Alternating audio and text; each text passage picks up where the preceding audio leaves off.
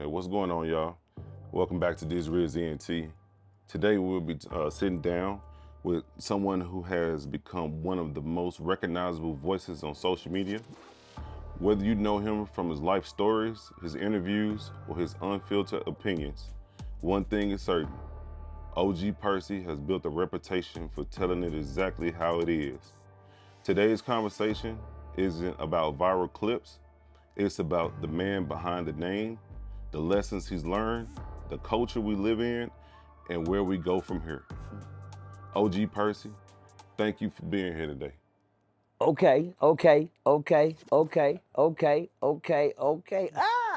in the building, man. How y'all doing today? We good, we good, we Let's go, good. man. Talk to me. Yes, sir, yes, sir. I got a few, well, I put together, and I'm gonna give it a little fluff right now, so Go there's ahead, certain go things ahead. I'm gonna cut out or whatever. But I put together a total of 37 questions. We might not be able to get through all of them because Good it's work. some touchy conversations, you know what I'm Go saying? to work. In regards to like the, Well, you said 37 questions. We rolling? yeah, we rolling, Hey, sir. you said 37 questions. That's gonna be 37 interviews. You hear me? Yeah, okay, Cause I can take one question. Well, go to work. Let's go to work. okay.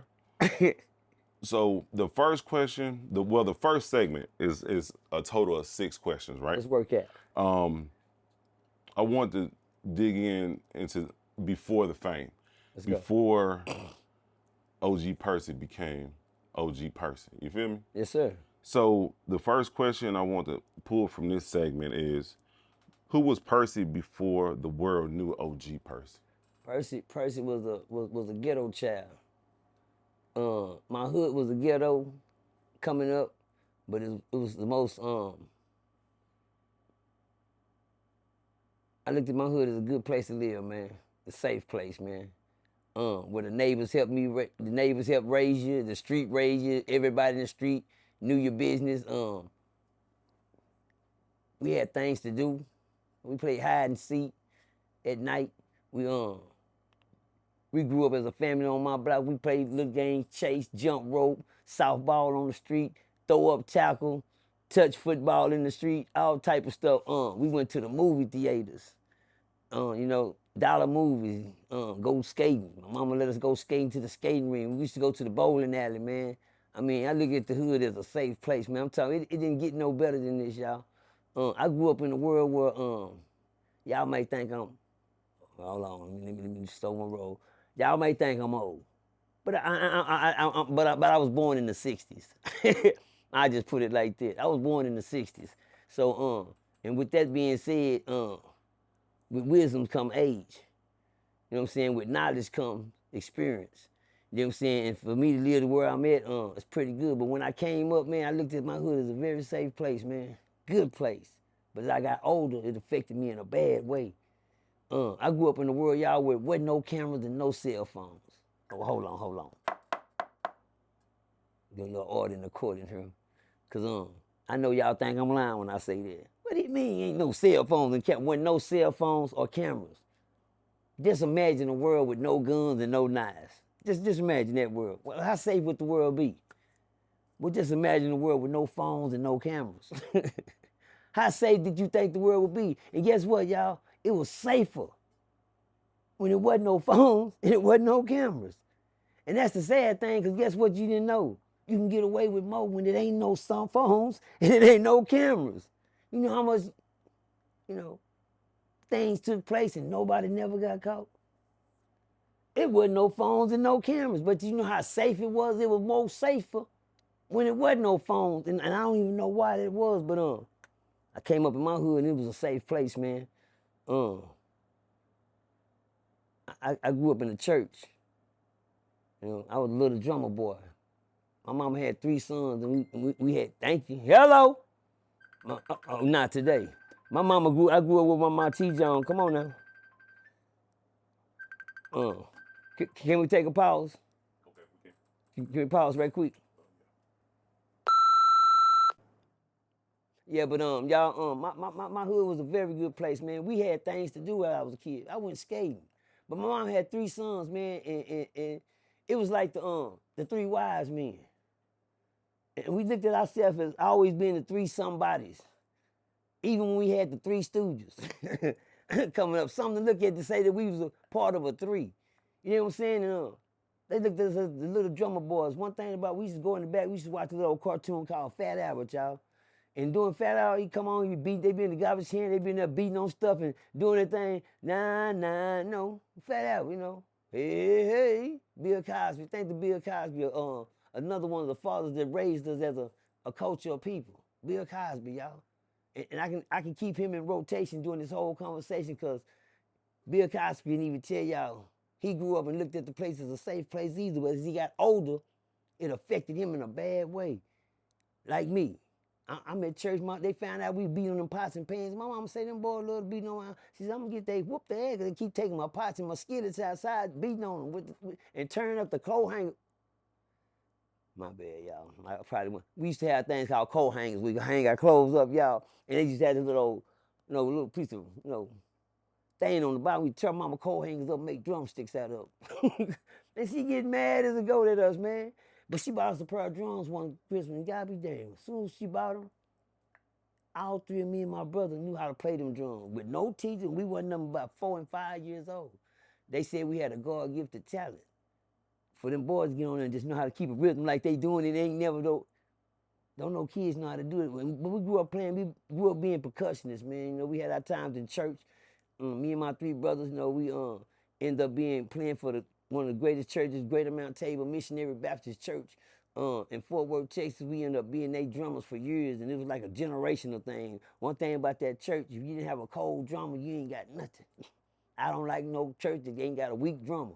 And we was cold drummers, but saying that to say this, man, coming up in my neighborhood, that's what we was in. We went to church from Monday to Sunday. We went to church, teachers meeting on Monday, prayer meeting on Wednesday. I got to play for choir rehearsal on Thursday, another choir rehearsal Friday, and everybody choir rehearsal on Saturday, and it's back to church on Sunday. So that's the life I was living. But to make a long story short, y'all, I lived a double life. I live a double life in this world. I know that sounds strange to y'all, but people don't understand. Once you dropped off at school, you ask people all the time, when the first time you jumped off the porch? And everybody got these 16 and 15-year-old and 13-year-old stories. That means them niggas is late. I jumped off the porch at 10, 11, late. I jumped off the porch the first day my mama dropped me off at school. You hear me? That's when you off the porch. And y'all don't understand that. Learn that lesson. The first day, that's when you better keep up. It ain't when you decide to make your own choices, but that's the time you had the chance to make your own choices. And guess what? I could have been bad at school, or I could have been good. Because guess what? I looked at people at school and said, damn, nigga on the floor kicking and screaming and while his mama dropping him off. Throwing fists, don't want to get left behind. I said, damn, I'm over here conducting myself because I'm off the porch now. I'm in school. Yeah, this going to have to go for another 12 years. But on that note, y'all, I grew up very illiterate to the streets. And people listen to all my stories and everything I say, but I went to places where I see the kids didn't say yes, ma'am, and no, man. I grew up in a house where my mama didn't teach racism.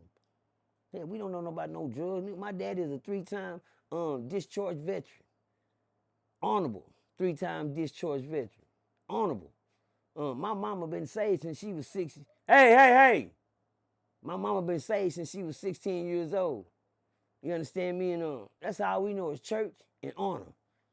My daddy gonna teach you how to be tough, and mama gonna teach you how to be strong. I used to say to myself, mama told me it'll be days like this. Them the days that I miss. When daddy say one thing and mama say another. Mama said, don't bring no fast girls in the house. And daddy said, them fast girls got smart ass mouths. Daddy say, mama say, treat her right, she'll last long. Daddy say, you don't even need a girl, just do stuff on your own. You hear me? You know what I'm saying? Every time mama said something, daddy said something. But one thing, mama made me stronger. I listened to daddy, that's how I live longer. I listened to mama, and that's what made me stronger. Bars. Because I knew, let's go. Bars. Let's go to work. That's how you live, man. And I learned one thing. You're not going to make it to my age if you don't honor those two things. That's mama and daddy. I can care less how they is. Dope fiend mama, drunk mama, alcohol, he a hobo, he don't. Say, that ain't got nothing to do with what you going to have to pay for. See, a lot of people disrespect their moms and daddy because of the conditions they in. But I always tell people, you wouldn't even been here this long if she didn't want you. I see people kill their kids all the time, sit them in garbage pails, sit them behind the trash can barrels, drown them in the tub, lie and say this happened, that happened. I seen little two kids the other day. You know, I do interrogation school. While I'm in school, I see these two kids that came in there, and this kid brain had been beat to death. But nobody know what happened. This nigga done beat the skin off the baby's ass. But the lady, but you ain't never changed the baby pamper the season. I mean, you gotta watch. I'm glad to God I didn't have parents like that. I gonna take the strict mama. I gonna take the y'all gotta be in the house at 8 o'clock, mama. I'm gonna take the where your homework, mama. But you know, I wanted to be one thing, but mama was teaching me another thing. I never tried to separate the two. I just tried to learn from them all. And it's a big mix-up when you're trying to, mix business with pleasure. But it's a lifestyle that you have to learn how to live a double life. See, I was a nigga that was gang banging since I was 12 years old. What you mean gang banging since I was 12? I started gang banging when I was in the 6th grade. I was joining a little group called the GQ Boys. Huh? They went to Dunbar. See, I went to Dunbar from the 6th, 7th, and 8th. And then when they built the new Dunbar, I went there from the 8th. They built a 7th and 8th grade. Then I went to high school. Dunbar have a gang called the GQ Boys. They got a gang called the K9 Posse. They come out the project. These are cliques that's at school that your parents don't know nothing about. Because your mama and them send you to school to get an education. The stuff you get your butt whooped about when you come home and you ain't got it right. Because you had A, B, C's, and D's on the report card. Hell, I don't even understand. I couldn't even read a Dr. Zeus book, y'all, and I made it all the way to the 11th grade. I thought it was a good thing. Y'all stick to this message at hand. Because we're going to stick to the text. The text is, I thought it was a good thing, but it affected me in a bad way. I made it to the 11th grade. I thought it was a good thing. But it affected me in a bad way. How the hell you get to the 11th grade and you can't read? Because one thing I learned about the people that was raising me in this system, that's their job, is to make you think you're getting away with it, but you'll pay for it in the end. Yeah, you can sit in that class and be bad all you want. They don't want you here next year, they're going to pass you on. That's just because they don't want you there, but you ain't learned nothing. And guess what they know? He think he doing something slick, I'm going to go on past him. You would think they would fail you. Huh? Hello? I'm going to give him an F, no, we're going to pass him. Because you know by the time it's time to take that TIBES test, huh? When it's time to take that test to get out of school with, and you can't even put an A and a B, you don't know how to add and subtract, you don't know your decimals, your fractions, your algebra. Oh, they gonna know they hurt you more than you thought you was hurting yourself. So one way I would act one way at school and I would act one way at home. So when I go to school, my head is this way. When I come back home, my shirt, yeah. Make sure. Percy, you in there? Yes, ma'am, Mom, I'm here. Get your homework. Yes, ma'am. That's at home. But at school, teacher asks you something. Difference, man, I don't want to talk. At school, man, I was so throwed off, I quit school in the 9th grade and my mama didn't know it. How the hell you gonna pull that off? Let me tell y'all the sad thing about Percy. I get whoopings. I got a disciplined mama that spare the rod, spoil the child. So when you come home, you gotta act like you the child. But when I leave, I do stuff to get the rod. And I always knew things was gonna catch up to me in the end, but I don't know. Hell, I got so used to the rod, I was like Denzel Washington on the movie Glory. I just sit there with my back and let them go on do your thing. It ain't gonna kill me. I'm used to it. That's all that's gonna come with that. The worst thing that the slave master could have ever taught black folks is how to discipline their children. The whooping game. The whooping game was, everybody felt like, man, if I would have got one more ass whooping, I might have been a better person. Well, if I would have got one more ass whooping, I probably would have killed a whole bunch of people. For some things, people that work, but some people be anger in. The slave masters used to beat on their goddamn slaves right in front of all get out, he done broke some ass, get him on out her time, on strain him on up over there wheel, and they whip the skin off his back. Beat him down to the death to show the slaves, this is what we do when you get out of line. So you know what? The slaves started, disciplining their children the same way, whoopings. When you do something, whoop them. Whoop them to death and guess what? The slave masters didn't have to do nothing no more. The slaves just beat their own slaves. And they passed that from generation to generation to generation. It's 2026. You ask a black man about something, when they child get out the line, the first thing they gonna say is, I'm a what? I'm gonna whoop their ass. God, y'all still whooping? Oh yeah, they ain't gotta do. Oh no, my bad. They done traded they whips in for Berettas and clips now. My bad. I said they traded them whips in for Berettas and clips, but like I said, coming up in this world, I seen the world is a good place. I stayed on a street called Burton Street, 4205 Burton Street, a dead-end street, no outlet. You turn on my street, it turned into a little circle and come back around. So everybody on that block knew each other, and we was all family. All family. You do something wrong, the neighbor will tell it on you and get your ass whooping. I've been around since cutting yards was $10 front and back. You hear me? I've been around since cutting yards was $5 in the front, $5 in the back. Yeah. But I also grew up around the respect and the discipline that it taught me, man. I wouldn't trade that, my upcoming, for nothing in the world, especially with whoopings. But I take the whoopings out, you know, because my mama, you know, she got carried away, you know, because one thing y'all can believe, everything, when it comes down to being abused and being harmed, everything don't come in them, you know.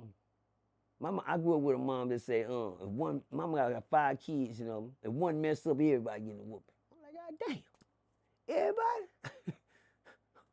I'm gonna get a whooping for what? For playing? Man, what you do?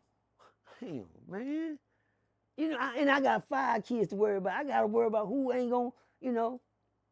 I'm saying, you sit there and let them do it. Well, hell, I thought you was the mama.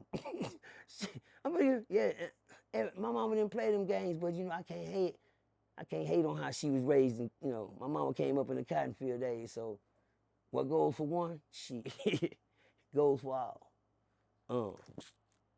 Some curses have to be broke in these generations, man. One thing about me, I got 10 kids, and I have never, ever whooped down one of them. Never. I refuse to ever let anybody, you know, maybe I was wrong, but I lost family, and I partied with my family. You know, I left because one thing I would never allow is nobody to touch my children. My reason was my reason, because I got that all my life. You understand me? And I didn't like it when I got whoopings. And it made me feel bitter and angry on the inside. It made a monster out of me, y'all. Whoopings created a Frankenstein out of me. Had to behave at home, but when I went to school, guess what I did? I whooped people. I used to get whoopings before I go to school. For what? She said just in case I do something bad. I'm like, God damn, mama, lay off. Take some off. I think you became addictive. God damn. Shit, I mean, I think she getting an emotional fix off of this shit. I mean, she gotta wake up, you just gotta do this morning? Mama, I'm not gonna do nothing. Well, I'm gonna make sure you don't do nothing. But see, one thing you be thinking, that your mama wrong, but your mama ain't dumb. Guess what mama knew, y'all? She knew Percy was living a double life. Huh? Yeah. All that, what I thought I was doing over here in Theta, I was just getting my ass told. For some reason, you know, yeah, I can smell he doing something he ain't got no business. Come here. I'm gonna whoop your ass. For what, mama? Yeah.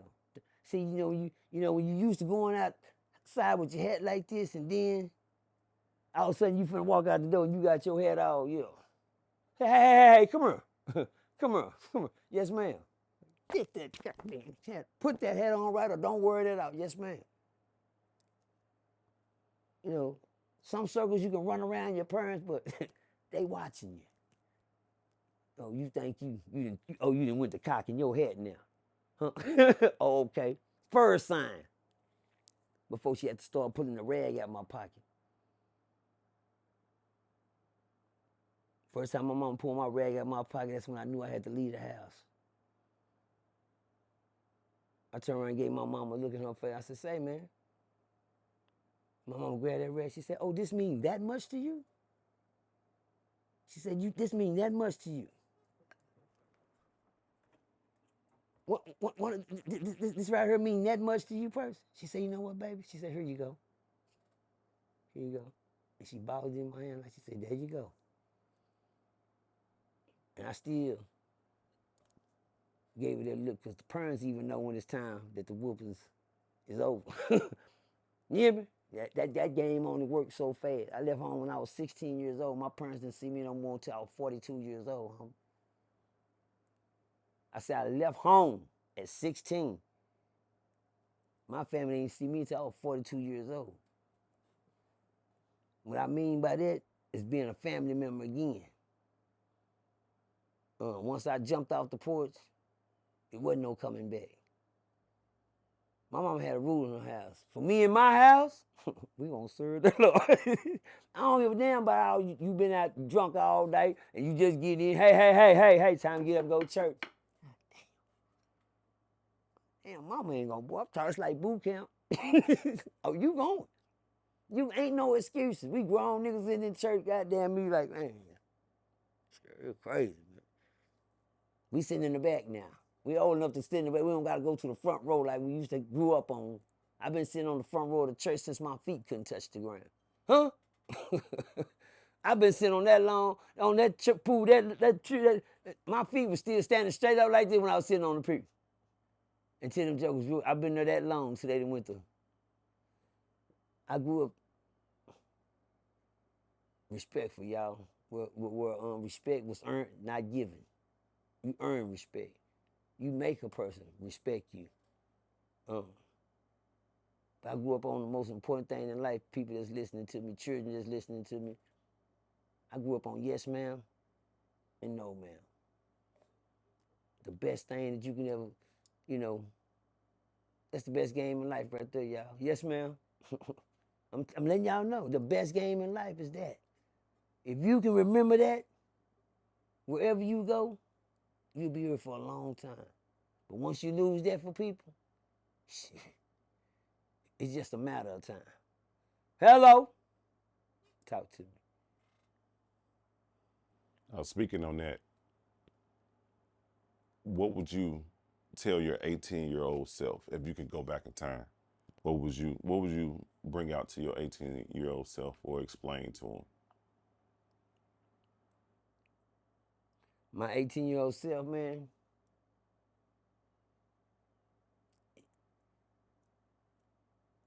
drive, Percy. Just get in the car and leave. That's what I would tell my 18-year-old self.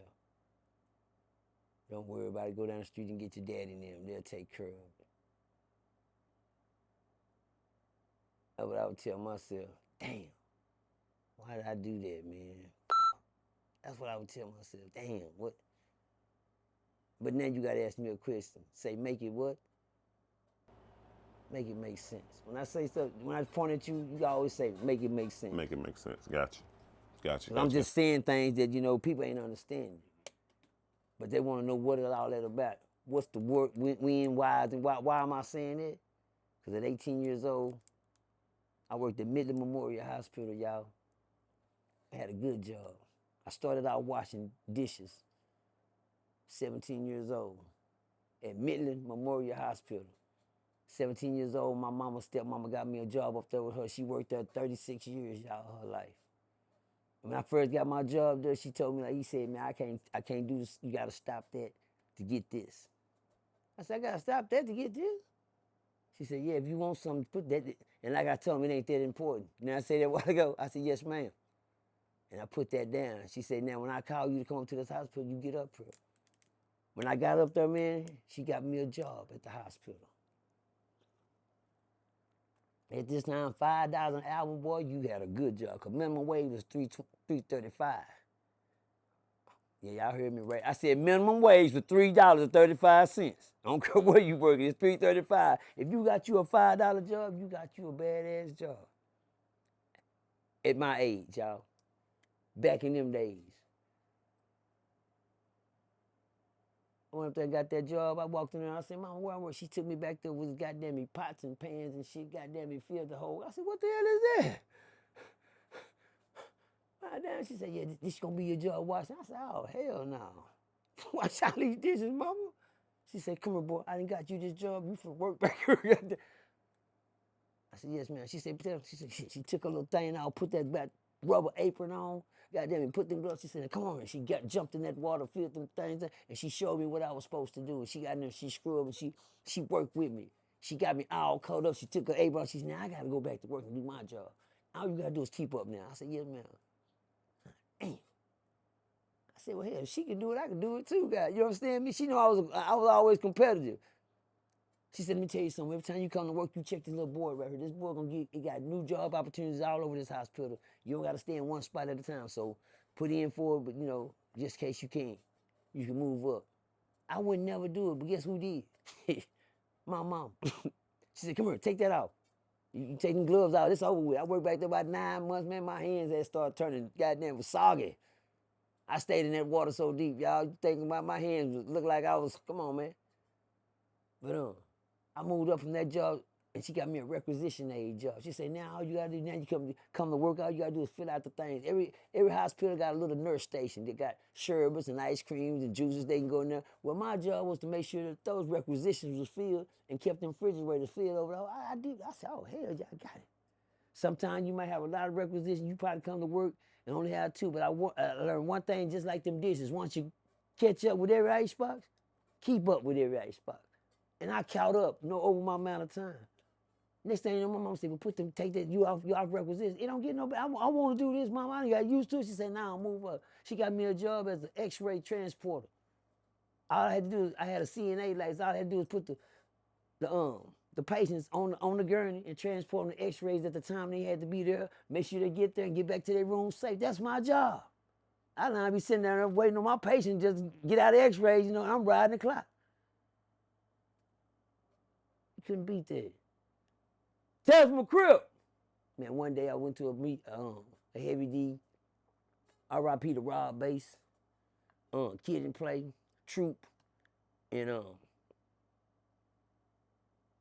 Tony. I went to a concert, me and my girlfriend. I'm 18 years old, I'm kicking it like a mud, had a couple partners, me and her, we grew it all night that night, man, at the concert, day of my life. I was going to drop one of my partners off, man. When I walked, drop one of my partners off, I was going to pick up my boy Dickie. Had another one of my friends in the car, and he said, yeah, I'm going to pick up my best friend, take him to see him, want to go to his girlfriend's house. I go over to his girlfriend's house, and he not there, but some ladies run out the car. She said, hey, you the one that be beating up on my daughter? I was like, nah, I'm coming to pick up the nigga that be beating up on your daughter. Shit, that's my partner. You hear me? She said, let me tell you something. Keep your motherfucking hands off my door. And the lady reached back and she kicked a big old dent inside my door. I said, wait a minute, what the fuck just happened? I had a 56, I had me a Nova, man, with a 350 motor in it, had me old 76 Nova, old school, you understand me? And she kicked the dent in the door. You know when the nigga kick the dent in your door, you gonna have to go get something to get that pulled out. Huh? I like, what the hell? But I'm not that's not me, so guess what I did? Well, I got out the car to go tell because these ladies, they was older than me, but their mama was in the house. So I get out to go tell their mama. And I go down and say, ma'am, your daughter and them just kicked the dent in my door. She said, well, you keep your mother, and that lady slapped me, y'all. I said, now what the fuck? I said, no, man, it's not me. It's my partner. His name is Tony McCoy. They call him Dickie. They know that. I told her it's not me. And then I heard somebody in the back of the house say, don't be hitting my mama. I ain't hit nobody. Yeah, come to find it's about 5 or 6 months, come running up out the house. Ah, damn, so I bagged up, ran off, and left my car. I said, man, what's going on, man? This family started turning my car up since they couldn't. I ran. I ain't gonna lie, I left my car, abandoned my car, and they started turning my car up. Kicking and girl getting hit egg, and I seen this one girl pick a brick up. She gave it to her little brother, her brother. And that nigga ran over to the front of my car, and he threw that brick. Now, I was standing back looking like this with my hand over here while they turned my car up.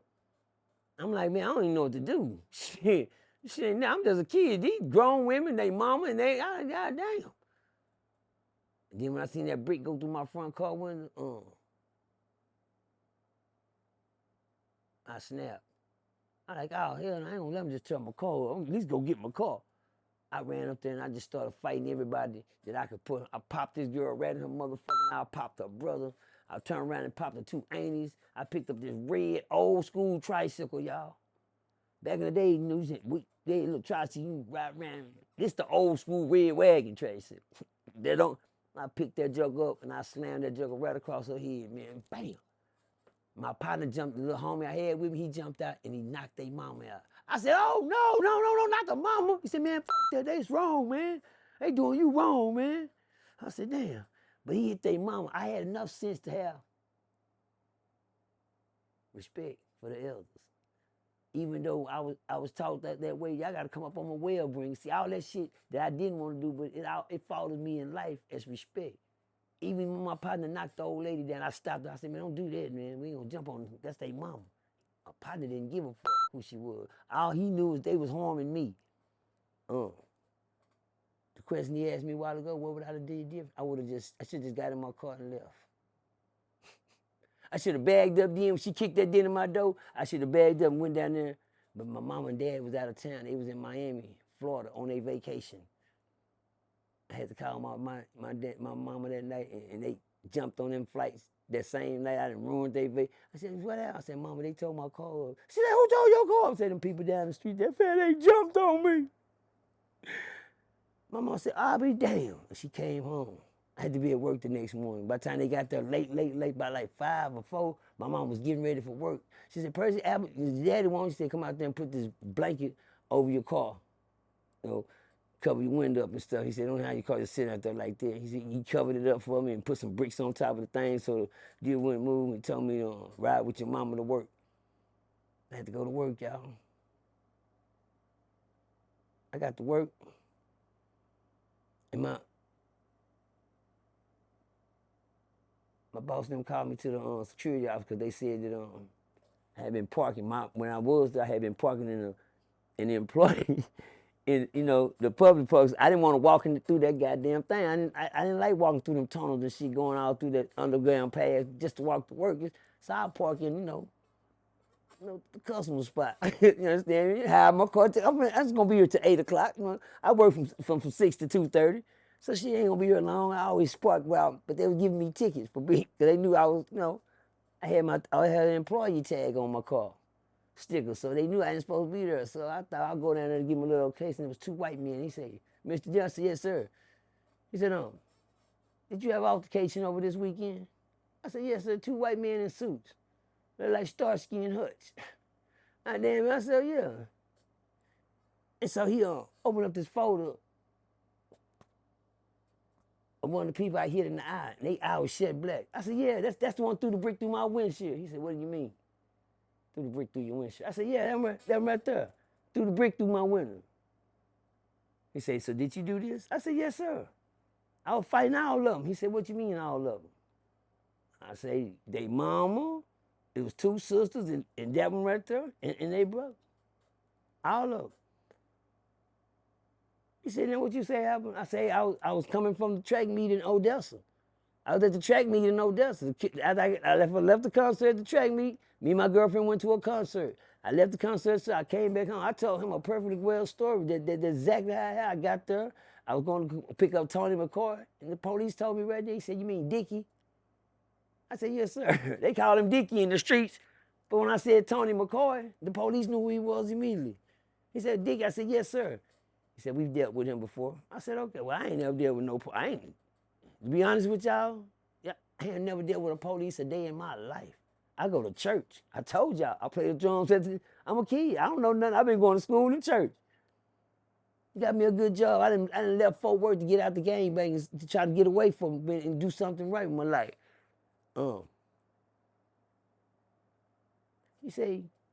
He got on that walkie-talkie. He said, I'm going to dispatch a car out to 7501 Madeira, Magnolia, 1818 East Magnolia Street. Could you go by there and check and confirm is there a Nova with a broke windshield on it? So I'm looking at the man, who are you talking to? I don't know nothing about the police, but one thing y'all better learn, you can't beat the walkie-talkie. Shit, you ain't that fast. And so we sitting there, he waiting, and dude come back, he said, I never forget the word he ever said. My first time in word hearing, he said, confirm. What that mean? He said, it's confirmed. He said, I mean, you're not lying. You're telling the truth. He said, I want to ask you a question, Jimmerson. Why you didn't call the police on them if they did you like that? He said, wasn't nothing but a fight here. I'm from Fort Worth where niggas get killed. Shit, I thought a fist fight ain't shit. Shit, that's all I just got jumped on. He said, yeah, Demerson, there's a problem. I said, what's the problem? He said, they called the laws and you didn't. Who called the laws? They jumped on me. That's when I seen the police pull up her handcuffs. I said, wait a minute, hold on, wait a minute, man. And then one grabbed me. And the way he grabbed me, I knew I was in trouble. I had never felt that type of strength. And he grabbed my arm. And I said, okay. I said, damn, I'm not gonna move. I'm like, damn, what's going on? But I had never ever in my life been put in handcuffs. I don't know shit. I got, damn, man, what happened? He said, I read you your rights. I heard this shit on Starsky and Hutch, Chips, Adam 12, police movies. Ain't never been in trouble a day in my life. And the tears start running down my eyes. I'm finna go work, you finna go to jail for assault with bodily injury. My bad. That ain't what it was. It was injury to a child. They gave me an injury to a child because one of the niggas that I was fighting, he was number 16 and I was 17, but I'm getting jumped. He's 16, the big nigga, the one that just threw the brick through the windshield, he's 16. He bigger than my boy right there. He played for Midland League Rebels. On the line. Their whole family big boned it. That nigga cannot be no 16. Yeah. With the black eye. Yeah. So what that mean? He says, a child, you 17, you're considered an adult in the state of Texas. I'm not getting what's going on, sir. He said, he's a minor, and you're considered an adult at 17 in the state of Texas. I'm trying to find what did I do wrong. We had a fight. Well, he has a black eye. That's an injury to a child. I go to jail, y'all. By the time my mama come running out that office, they walking me through the hospital with handcuffs on, y'all. But they did me a favor. They put like a towel or something around the handcuffs because they didn't want nobody to see them. But hey, y'all both holding my arm. The fuck? They don't gotta see the handcuffs. My mom was in front of me crying with tears in her eyes. Like, baby, what happened? I said, that fight where they jumped on. They say I did something. It was like a slave being drug out from his parents. You hear me? My stepmom, I had never seen her so breaking down. Then she kept saying, baby, don't worry. I'm gonna get you. I'm gonna come and get you. I'm gonna come get you. And the police, they was pretty lenient on them because they confirmed my story. And they knew that I'm being dealt a bad. And they know this family that do this, they deal with them all the time. They know they ain't nothing but a bunch of drunks. They get drunk, get on their drugs. They come out to their house all the time, family fights. Well, I don't know this. Hell, I don't even be down here. I go to work with my girlfriend. Concerts, Heavy D's, Kid and Plays, and we going to. I don't got nothing to do with no streets. I'm trying to catch up with my partner Billy Taylor. Understand me, and stay legit. I went to jail, y'all. The best thing about it, I never got booked in before my mama made my bum back. Just hurry up, get him out of there. They walking me upstairs to put me in one of them jail cells, and that man says, that Demerson right there? He said, yeah, well, bring him back down. He's already made bond. I'm like, I seen the door. When they opened that door, they finna walk me through there. But my mama had paid that bond.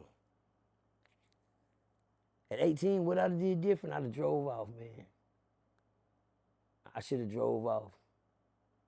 I shouldn't even went over there to go check. I should have drove. I didn't know nothing else to do, man. I should have just drove off, man. That would have been my best decision in life. Cause after that, you get hospital jobs without felonies. So when I got out, it didn't matter. I was terminated the next day.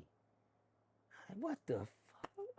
I went to jail. That was scary. Then I came down here and these people said I'm fired. Man, what? Mama, what's going on? The devil's attacking you, boy. I don't want to. The devil's on you. This is called spiritual warfare. When he coming to get you, he coming to get you. Oh, he gonna get you while you're young.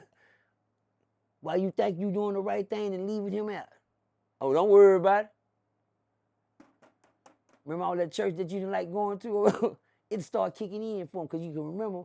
I remember they say in situations like this, you do this. You pray. Well, I was praying, but I just, I thought God was a genie or something. You know, when you pray, abracadabra, poof. I thought he was a genie. I don't know how to work the system when it comes to spiritual warfare. But I'll figure it out. But the sad thing about it, it ain't for you to figure it out. Because it took me 36 years to figure it out. Huh? But I know niggas, as soon as they jump off the porch, they're gone. They never make it back home. I got a little rule in life that I tell people, I'm kind of glad that I was a slow learner in life. You know, people tell me, well, you can't even read. No, I can't read. My daddy can't read here. Mama barely can't read. They couldn't even teach us how to read here. The school didn't teach us nothing. But I was kind of slow when it came down to education. But I got my scholar in the streets. Yeah, I'm a street scholar. I run circles around a college boy. Educated man, because guess what, y'all? I see most of them in the streets now. Huh? When they tell me what they used to be. I used to be a teacher. What? How the hell you end up in here? So, you know what I'm saying? You know, I seen the worst happen to the best. I seen the worst happen to the best, but I realized as I got older, them the tests that you're gonna have to go through in life. You're gonna have to go through them in life. You don't write your story about who you is. It's already written. Your beginning and your end. And the older you get, you'll figure that out. In the end. You understand me? I thank God for me being a learner and not a lesson. See, that's one thing God told me about my life. He said, you either want people to learn from you or you want to be a lesson.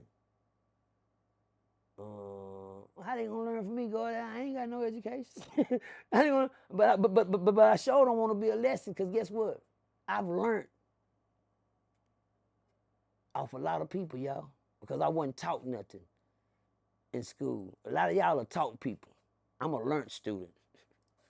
Y'all was taught, I was learned. But sad thing about my learn, I had to learn the hard way. I used to pray for the teaching. If you know what I would do, what I would do if I was taught, y'all.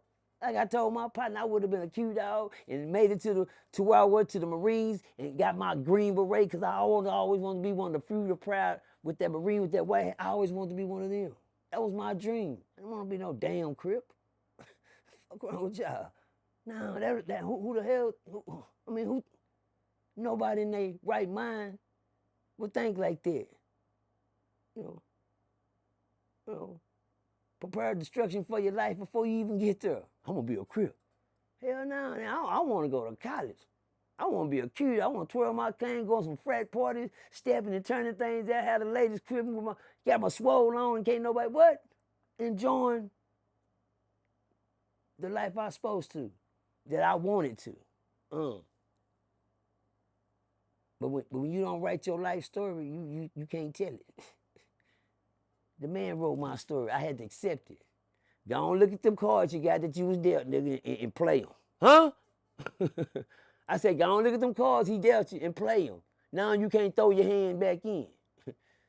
A lot of people had to die for me to learn something, y'all. See, that's when you know your life is real now. People had to die for me to learn. And the sad thing about it, y'all, you know, with my selfish self, I took some things the wrong way when I was being taught. I wasn't passing the test, y'all. I didn't have the right answers all the time. What I mean by that, make it what? Make it make sense. I took things the wrong way. So I mean I got the wrong. So God gave me another test that was harder than the first one. God damn it, God, I thought when you don't know nothing, you break it down and let a nigga start, from the kindergarten stage. Put me back on the 7th grade level. Go, no, this ain't the game you playing. We playing life now. I watched my partner get his head blowed out in front of me, man. I learned the lesson off of that. I watched Little Rank get killed. Little Rod, Little C, Shakan, Bowie, Little Wayne, Little Jeff, Steve, Henry, OG Sharp, OG Nate Dogg, Lewis, T. Oh, I got a box over there full of dead homeboys. Why you saying all that? Because I had to learn off of their mistakes.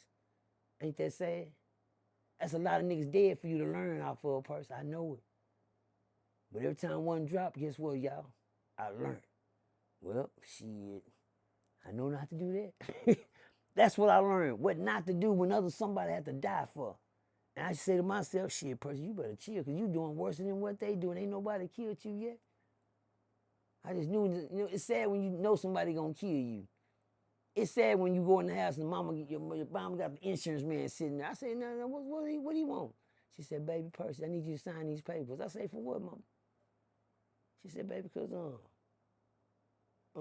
you don't have to leave. By the time I was 20, I already had 5 kids. By the time from that time, I had my first baby at 17. You understand me? I had 5 kids before I got 20. My mom said, Percy, baby, the way you living, you gotta leave these kids something, sign these papers. I said, I ain't signing nothing. And then when your own mama look at you and tell you, she say, baby, somebody gonna kill you, Percy. You can't keep running around here doing what you doing. I looked at my mom, I said, what the what? You know, when you supposed to take things like that and learn from them, I always took things the wrong way. I was like, shit, I kill them before they will. I kill a nigga before he kill me. And I knew, but one thing I used to sit, I went in my room and I said to myself, man, when your mama started telling you, a God-fearing woman, educated, grown, see that lady up there, that grown woman, that's my mama. When she started telling you that something's gonna happen to you, son, the life that you living and you still ain't listening. See, one thing mama didn't know, I heard, but I just wasn't listening. I hear you talking, but I just wasn't listening. And while I'm not listening, I'm study learning. Study learning. Study learning. The hard way, y'all. Oh, ain't none of my tests easy. I ain't never took an easy test in life yet. Like I said, it's dead bodies on the ground for me to learn off of. That's my road to life. And it was sad that people had to die. I couldn't have been that selfish. Why I didn't get it the first time? Why I didn't get it the first time when this happened, man? I should have, when I seen my partner get his brains blowed out, I should have ran my ass, broke that goddamn church doors down, running through that pool down that aisle that Sunday. You hear me? Trying to get back on track. But you know what I said? I said, I ain't gonna never let a nigga do me like that. I had never seen blood run out of man's nose, blood run out of man's ears, blood run out of man's mouth at the same time, and a man flush right in front of you. Water jumping out his mouth like a water faucet. Come on, man. Come on, man. I seen it. I done been to World War III, and I got 5 stars and a Purple Heart for war, nigga. I ain't never leave the hood, niggas. I believe y'all better believe what I'm telling you. I said I got a Purple Heart for war. I ain't never leave the hood. I seen 113 people killed in 1 year. It's called a genocide in Fort Worth, Texas. From 91 to 93, Fort Worth, Texas, the murder capital. You boys couldn't even stomach the things that we going to 2 and 3 funerals a week. Everybody dropping. And when the smoke clears, you still standing. Hell, I was so stupid, I had already told people what the word of my funeral. Huh? A lot of you kids wish that upon yourselves, and I learned one thing about the tongue. It's mightier than the sword. You can speak things into existence, and be careful, youngsters, people, what you ask for, because it ain't no you just might get it, you will get it. Hold on, let me say it like this. He might not come when you want him, but he gonna be on time. And then by the time I finished it, I went through, I call this the finals. When I went through my finals, it was called the Job test. The Job test. And when you take everything from around you, even your best friend, your big brother, to where you ain't got nothing else, and you can endure through this one, you're a bad piece. See, one thing about the Job test, Make it make sense. God, the devil went to God and told him, God said, you consider my servant Percy? He said, yeah. I almost got him. Every time I get close to him, I almost get him. He said, you can do what you want, just don't touch him. See, I don't got to go through the old school Job test. Thank you. I'd have been, shit. Yeah. The old school Job, what he went through, I couldn't even make it a week through that one. You understand me? Matter of fact, the first day, I'd have been asking God to take me the first day after I didn't like, shit, ain't nothing. What you waiting on? But I lost my brother to murder, a good man. Should be here today, man. The worst test I could ever take to watch my brother walk up to there and try to get my brother while he's still laying in that car. Bullet nigga shot him out on top of his head, out of his face up against the steering wheel. And it's a difference when you hear about it, but it's a whole difference when you see it. One thing about death, when they come get you, people always say he died. Nah, he didn't. He got killed. It's a different feeling when people die than people getting killed.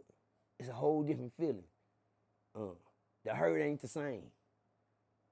It hurts to know a nigga killed my brother instead of my brother dying. A good man that went to work, his daughter was graduating that same year. He done worked hard just to see this little girl from that point to this point, and it was her year. He had already got the cap and gown. They didn't already took the pic and everything. He didn't get to see it. Nigga murdered my big brother, man. A good man that took care of his mama and his family, made sure my mama and everybody was taken care of, didn't need nothing. Kept this house up to date, yard done and everything, and I'm back. I was in the street doing me. My brother got killed. I almost failed that test, y'all. I almost failed it. The devil rolled me so hard on them. I mean, I can't say I cursed God and died, but I went on a curse, y'all. It got so bad, man. You know, my mind was so gone, I was starting to lose everything around. My kids started to go bad. I'm telling my kids, Daddy got it. And they saying, no, Daddy, we got it. Now, what the hell? No, y'all don't. It's grown man business. Well, hell, I just didn't know them little niggas more dangerous. Daddy, you old man now. You not grown man. You right, Daddy. We the grown men now. They love their uncle, man. That man took care of them boys when I was in the penitentiary like he was their own, man. Along with kids that's on side of him right there that he raising like they his own, man. That man took it. He was a good man. They don't build him like that. They don't build him like that. And for him to lose his life the way he did, that hurt. That devastated me, man. That's the test. I almost failed the test because I went to go kill everything that I could find name that was connected to it. I didn't care about going to prison no more. I had snapped. I had my kids and got they said they run around here doing stupid shit. I'm studying hearing what they doing, man. I got this. That's my y'all get them. No, Daddy, them niggas wrong. Them niggas wrong. Who was them niggas? And the other one hit the other one. I never forget that day when one of the other sons elbowed the other brother. Like, don't tell Daddy. You hear me? See, one thing about my kids, they always respected me as to be Daddy. That's what they know me for. Before I knew it, all my son then crashed out. I went to go get the man that killed my brother, but I was gonna kill his brother. I said, if I kill the nigga that killed my brother, he won't get to feel what I'm feeling. So I'm gonna kill his brother. Lo and behold, I went on my mission that night and I caught his brother going into his little store and I waited on him. I said, yep, there they go. I stood in their hood and I waited in their hood when I got my urge because I said, I got to beat the police to these niggas because if the police get them, they going to hide them and put them in jail. No. I got to get them before they get to jail. And I waited, man, I never forget. He went in that store, I got my gun, I got down, I'm going to wait for him. When he come out, I'm going to hit him right at the front door. But he took too long. I got impatient. See how God works. I walked to the door to go, you know how you meet people going in the store, y'all bump each other like, you know, like he going out, I'm coming in. And he been in the store down there, what the taking him so long? I'm ready right now. Come on out that store, nigga. I'm over there waiting. And come out that store. I said, fuck, I'm going in. By the time I pushed it over, he was coming out. We bumped right into each other, face to face. I'm like, yeah, what's up, man? He said, hey, man, I need to talk to you. That's what he told me. He said, man, don't you know they brought my brother's name up? And I was like, yeah, they did. Well, I told him I ain't heard nothing about that. He said, yeah, man, they brought my brother's name up saying he the one did something to your brother, man. You know my brother. And he don't even know.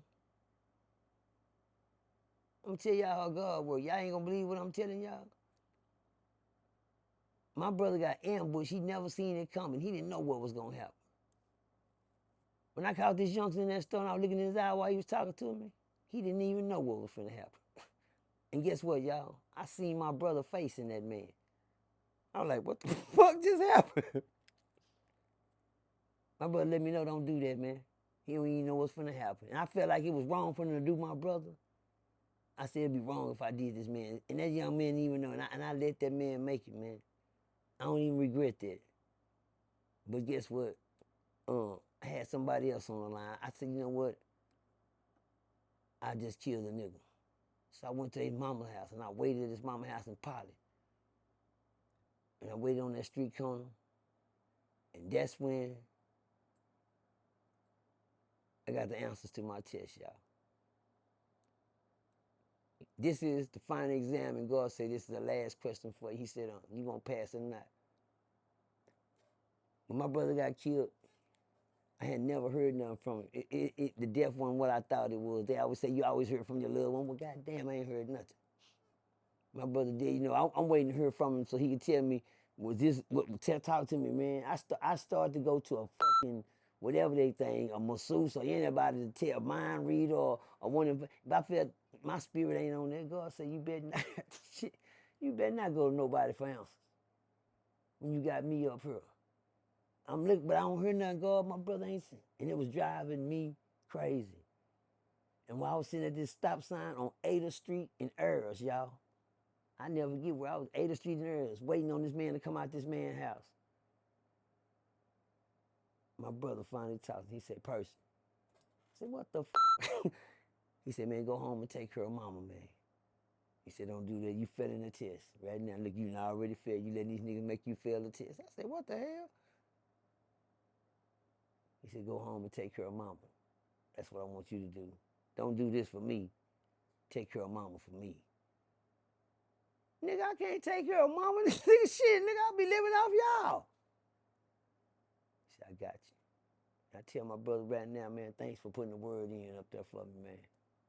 Because I know it ain't nobody but my brother. Ask God to look out for me, man. Make sure I can take. And guess what, y'all? Like Charleston White say, he been taking care of his mama ever since. With the help from God, I started out walking around cutting yards and shit, trying to give my mama $20, call myself doing something. You talking to a nigga that ain't never did nothing for nobody but take, rob, and steal from the fam. Due to what I was going through, drug addiction and gang banging in prisons, I didn't care about nobody but me, but myself. But God brought me through it all, man. I'm talking about like, I ain't gonna say through it all because he's still working on me. I don't even want him to be finished yet. I still want to learn something. I still want some more tests. I learned one thing. As long as I'm learning, shit, I never die. I got something. I ain't too old to learn, God. You understand me? But the tests are more easier now than the life experience test. I came home, and ever since then, my mom lost her job. I said, what the hell? I might have to go get to me a senior citizen home. No, mama, we ain't sitting out this. Better not. That was 5 years ago. Yeah. Thank you. I always tell him, because I can take care of my mama now. And others. But, amen.